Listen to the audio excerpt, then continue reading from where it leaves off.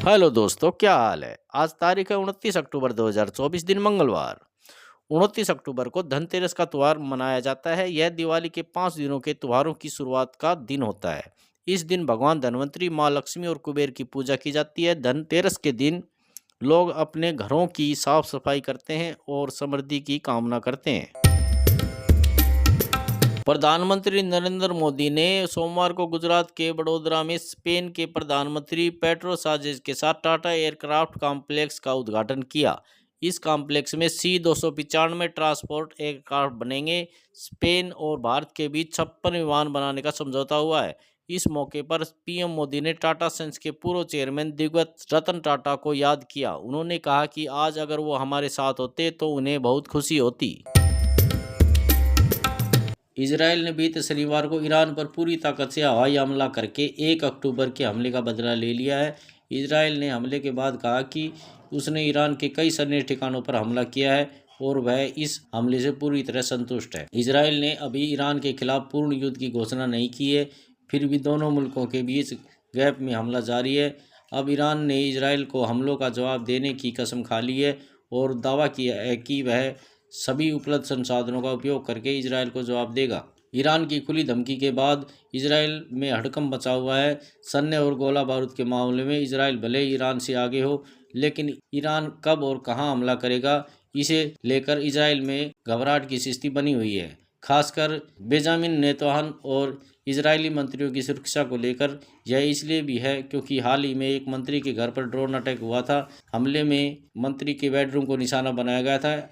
ऐसे में इजरायल के मंत्री की सुरक्षा को लेकर खास कदम उठाए गए हैं। सिर्फ 999 रुपए में मिल रहे 4G फोन, तगड़ा है मुकेश अंबानी का दिवाली गिफ्ट। ऐसे उठाएं फायदा। जियो भारत के वन कार्बन और जियो भारत V2 4G दोनों ही फीचर, दोनों ही की कीमत कम हो गई है। दिवाली के मौके पर कंपनी ने शानदार ऑफर दिया है। अब इन दोनों ही फोन की सिर्फ 699 रुपए में खरीदा जा सकता है, जबकि पहले इनकी कीमत 999 रुपए थी। फोन जियो सिनेमा और 23 भाषाओं के सॉफ्टवेयर के साथ आते हैं। पंजाब नेशनल बैंक PNB को चालू वित्त वर्ष की दूसरी तिमाही में तगड़ा मुनाफा हुआ है। पंजाब नेशनल बैंक का नेट प्रॉफिट सितंबर 2024 तिमाही में 2.5 गुना से ज़्यादा बढ़कर 4,303.5 करोड़ रुपए रहा।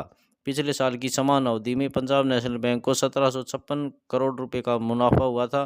पंजाब नेशनल बैंक के शेयरों में सोमवार को अच्छी तेजी देखने को मिली। दिन के कारोबार में दौरान बैंक के शेयर 4% से अधिक की तेजी के साथ 101.95 रुपये जा पहुंचे।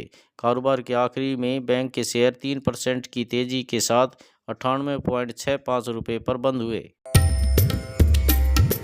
हर महीने कुछ नियम बदले जाते हैं। इस बार भी नवंबर में कुछ नियम बदले जाएंगे। LPG gas cylinder, petrol diesel से लेकर बिजली बिल भुगतान तक 10 नियमों में बदलाव होगा। राजस्थान सरकार की ओर से हिंदू शरणार्थियों के लिए एक योजना शुरू की गई है। इस स्कीम के तहत हिंदू शरणार्थी बच्चों को पढ़ाने के लिए स्कॉलरशिप दी जाएगी। दरअसल राजस्थान में काफ़ी संख्या में पाकिस्तान से आए हुए हिंदू शरणार्थी रह रहे हैं। इसमें कई शरणार्थियों को भारत की नागरिकता मिल चुकी है। अब सरकार इनको स्कॉलरशिप देने की तैयारी में है। रोहतक से चली एक ट्रेन में उस समय अफरा तफरी मच गई जब अचानक उसमें बीच रास्ते में धमाका हो गया।